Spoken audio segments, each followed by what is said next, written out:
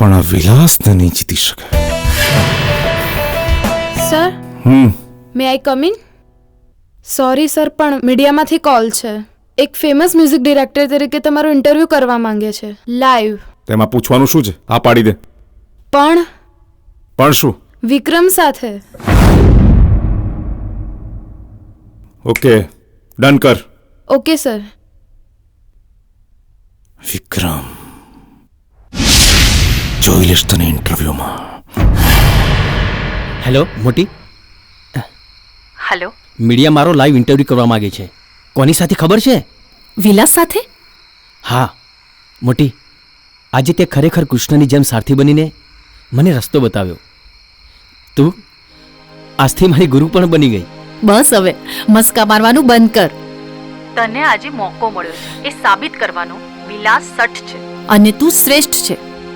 આજે મને મારા સંગીતના લીધે બધા જ ઓળખે છે. પપ્પાને પણ ખબર હોત તો? ખબર છે, બધું જ ખબર છે અને એ ખુશ છે તારા માટે.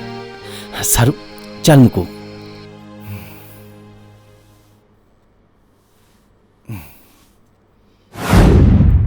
એ સુરાલી, તને ખબર છે આજે આ વિલાસને ફરી નવી ચેલેન્જ મળી છે અને આ વખતે પણ મારો દુશ્મન, મારો હરીફ એ જ છે વિક્રમ.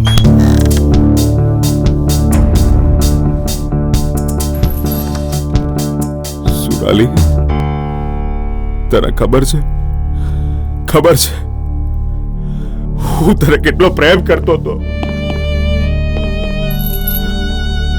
પણ તે મને કહેવાનો મોકો જ ના આપ્યો અને લઈ આવી વિક્રમને મારી સામે.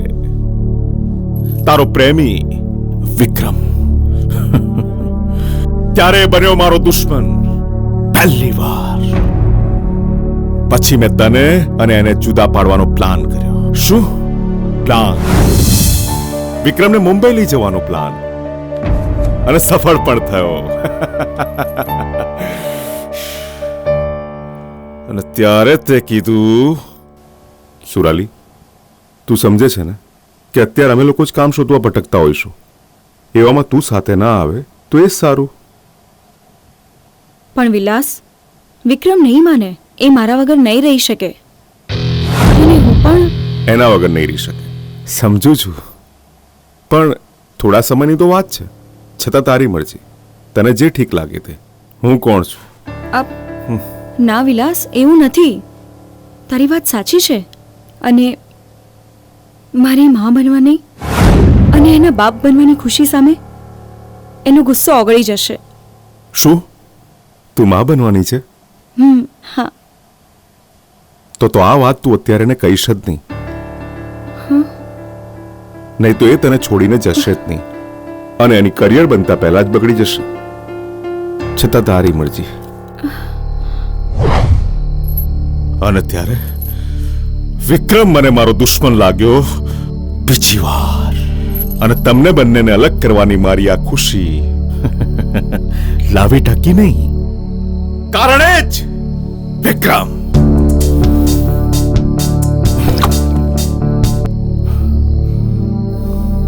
અને જે તે મ્યુઝિક કંપનીને વિક્રમનું મ્યુઝિક પસંદ પડતું. અને ત્યારે મેં મારી નવી ચાલ ચાલી.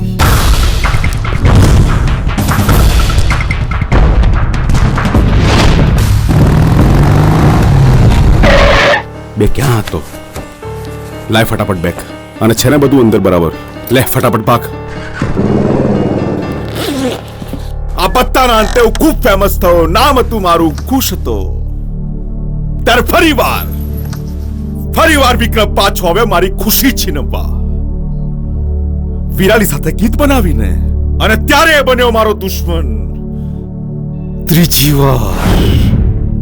મેં એની નવી સ્ટ્રેન્થ બનેલી વિરાલીને, હાથ મારી દીકરી વિરાલીને પણ એનાથી દૂર કરી દીધી અને અહીં લઈ આવ્યો મારી પાસે અને મારા બંગલામાં નજર કેદ કરી દીધી.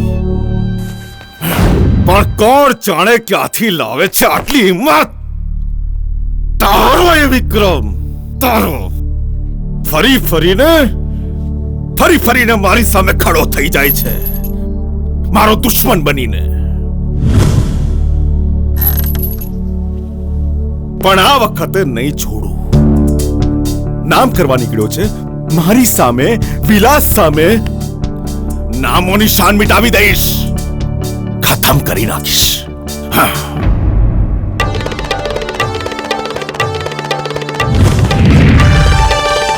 નમસ્કાર દર્શક મિત્રો, સ્વાગત છે આપ સૌનું આજના આપણા સ્પેશિયલ કાર્યક્રમમાં, જેનું નામ છે મ્યુઝિકનો મહાસંગ્રામ.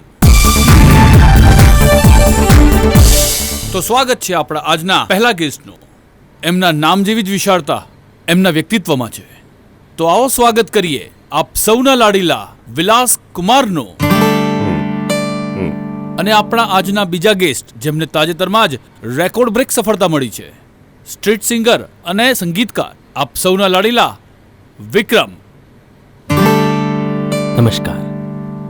વિક્રમ, પહેલો સવાલ આપને. આપે આપનું મ્યુઝિક કરવા માટે વિલાસકુમારના ગીતો કેમ ચોરી કર્યા? ચોરી? ચોરી તો હંમેશા કિંમતી ચીજોની જ થાય છે. કેમ? ખાસ તો પણ ચોરના ઘેર શું ચોરી કરવી? મેં કોઈના સોંગ ચોર્યા નથી. હા, માત્ર મારા સોંગ નવા મ્યુઝિકમાં બનાવે છે. પણ આ બધા સોંગ તો વર્ષો પહેલા વિલાસકુમારના નામે રિલીઝ થયા છે, તો એમના થયા ને? આ સવાલનો જવાબ તો વિલાસ કુમારે જ આપવો જોઈએ, એવું નથી લાગતું? સાચો જવાબ હો. વિલાસકુમાર, તમારા જ ગીતોને નવું સ્વરૂપ આપી વિક્રમે સારું કર્યું. મારા ગીતો કોઈને કામ લાગે તો સારું જ છે ને. પણ માણસ પોતાનું નવું કંઈક બનાવે ને, આમ કોપીની કોપી કરવાનો શું અર્થ? સાચી વાત છે, પણ તમે ક્યાંથી કોપી કર્યા આ ગીતો? શું? તમે જ કહ્યું ને, કોપીની કોપી. મેં કહ્યું કે તારું પોતાનું કંઈક કરીને બતાવ ને સાબિત કર તારી આવડતને. રાઈટ. શું કહો છો વિક્રમ? તમે તમારા પોતાના ગીતો બનાવી શકશો કે પછી? મારા પોતાના મારી પાસે છે જ ક્યાં હવે?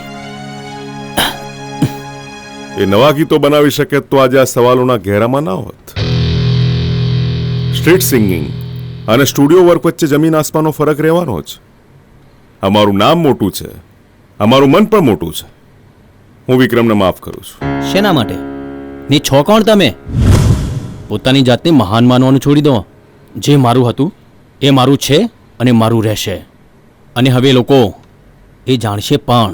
ઓહ, એમ તો થઈ જાય કોમ્પિટિશન. હા, થઈ જાય.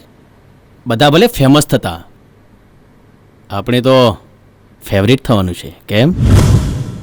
બોલો વિલાસકુમાર, તમારું શું કહેવું છે? વિક્રમ, હું ક્યારેય કોઈ ચેલેન્જ હાર્યો નથી અને હારીશ પણ નહીં. એમ? હજી આવો જ ભ્રમ છે તને? બોલ, મંજૂર છે તને આ ચેલેન્જ? થઈ જાય મ્યુઝિક કોમ્પિટિશન તારી અને મારી વચ્ચે.